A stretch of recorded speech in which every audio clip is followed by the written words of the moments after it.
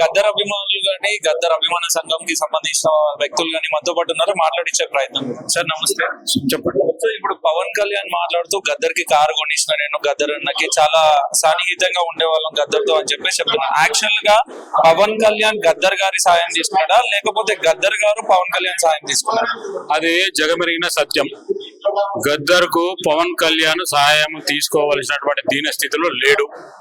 పవన్ కళ్యాణ్ కు వచ్చినటువంటి ప్రాణ భయంతో కమ్యూనిస్టులతోని ప్రయోగం అని చెప్పేసి, నేను కూడా కమ్యూనిస్టులు అని చెప్పుకోవడానికి, నేను విప్లవ భావాలు నాకు ఉన్నాయని చెప్పుకోవడానికి చెగువీరా బొమ్మలు, ఫెడరల్ కాస్ట్ బొమ్మలు, భగత్ సింగ్ బొమ్మలు తన ఇంట్లో పెట్టుకొని గద్దర్ను పిలిపించుకొని, వీళ్ళందరూ నా అభిమానులు, నేను నీవాన్నే, నాకు కమ్యూనిస్ట్ నుండి థ్రెట్ ఉన్నది, నువ్వు జర ఉండి మాట్లాడాలని చేపించుకున్న వ్యక్తి. ఆ చేపించుకున్న వ్యక్తిలో ఇంటర్మెస్ పెరుగుతుంది, అభిప్రాయాలు పెరుగుతాయి, ఆలోచనలు ఒకటే అనుకున్నప్పుడు ఇంకా కొంత సంబంధం ఉంటది, అమ్ములుకోవచ్చు, జేబులో చేతులు పెట్టుకోవచ్చు, ఏమైనా చేసుకోవచ్చు.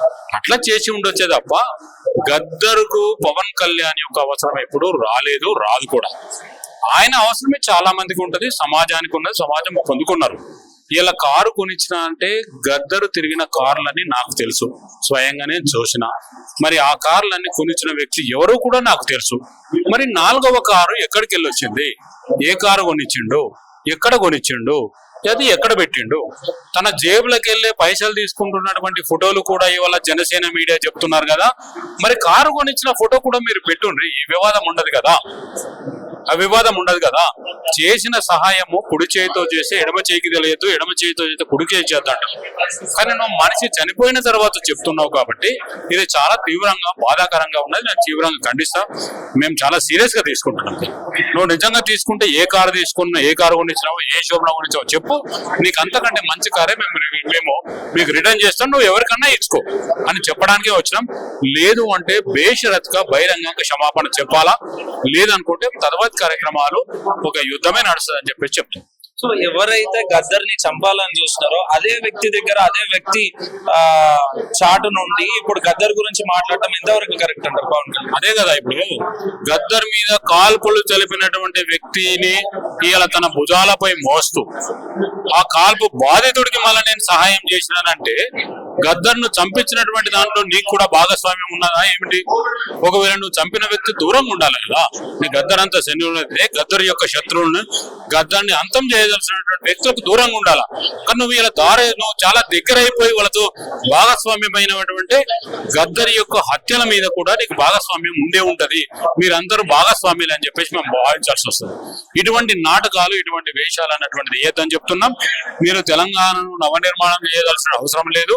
తెలంగాణలో కావలసినటువంటి నీటి వదలు, రోడ్లు, విమానాశ్రయాలు, ఔటర్ రింగ్ రోడ్లు, అసెంబ్లీలు, శాసనం అన్ని కూడా సంపూర్ణంగా తెలంగాణకు ఉన్నాయి. తెలంగాణ ఇవాళ దేశంలోనే నంబర్ 1 స్థానంలో. అంటే ఒకప్పుడు ఆంధ్రలో పండిన అన్నం మాత్రమే మనం తిన్నామన్నారు కదా, ఇలా భారతదేశానికే తెలంగాణ అన్నం పెడుతున్నది, భారతదేశానికే తెలంగాణ అన్నం పెడుతున్నది. ఈ విషయాన్ని మీరు గ్రహించి మీ నిర్మాణాలు చేసుకుంటే మంచిది తప్ప ఇలా తెలంగాణను మీరు ప్రత్యేకంగా చేయవలసిన అవసరం ఏమీ లేదు అని చెప్పి చెప్తాను. ఎవరి వల్ల ప్రాణహాని ఉందని చెప్పేసి పవన్ కళ్యాణ్ గద్దర్ గారిని సంప్రదించడం జరిగింది. అందరికి తెలుసు, పరిటాల రవి, పరిటాల శ్రీరాములయ్య, వీళ్ళందరికీ ఉన్నటువంటి వైరంలో, సీనంలో ఉన్నటువంటిది అదే లోకమెరిగినటువంటిది. పరిటాల రవి అన్నటువంటి వ్యక్తి నక్సలైట్ కుటుంబ నేపథ్యం నుండి వచ్చినటువంటి వ్యక్తి. వాళ్ళందరూ కూడా అదే సిద్ధాంతాలతో బతికినటువంటి వ్యక్తి. పరిటాల రవి యొక్క తండ్రి పరిటాల శ్రీరాములయ్య కూడా అదేటువంటి బతికిన వ్యక్తి. దాని మీద సినిమాలు వచ్చినటువంటి అన్ని కూడా మనం చూసినాం. ఈ కమ్యూనిస్టులతో వచ్చినటువంటి ప్రమాదాన్ని కమ్యూనిస్టులతోనే, వాళ్ళ సన్నిహితులతోనే సంధి చేసుకోవాలని వచ్చిండే తప్ప ఇంకొక గద్దర్ మీద ప్రేమతోనో, లేకుంటే ప్రజా ఉద్యమాలతోనో, జననాట్య మండలో, పీపుల్స్ వారం, నక్సలైట్ ఉద్యమాలతో ప్రేమతోని కాదు అనేది మరొకసారి రుజువైంది. ఫైనల్ గా ఏం చెప్పదలుచుకున్నారు? పవన్ కళ్యాణ్ చేసిన వ్యాఖ్యలకు కానీ లేకపోతే గద్దర్ అభిమానులకి, గద్దర్ ఫ్యామిలీకి మీరు ఏం చెప్పదలుచుకున్నారు ఈ ఇష్యూ విషయం? మేము గద్దర్ ఫ్యామిలీకి మేము ఏం చెప్పాము కానీ పవన్ కళ్యాణ్ చెప్తున్నాం ఏంటంటే, నువ్వు చేసిన సహాయానికి నువ్వు రుజువులు చేపెట్టు. నువ్వు ఒక ఐటమ్ చెప్తున్నావు, కారాన్ని, ఏ కారు కొనిచ్చావు అని అడుగుతున్నావు.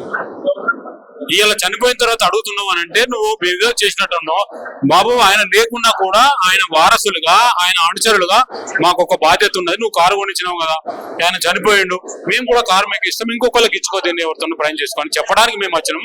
గద్దర్ కుటుంబానికి మేమేం చెప్పేది ఏమి లేదు. అలా కుటుంబం ఎట్లా ఉంటది ఎంత కూడా మాకు తెలుసు.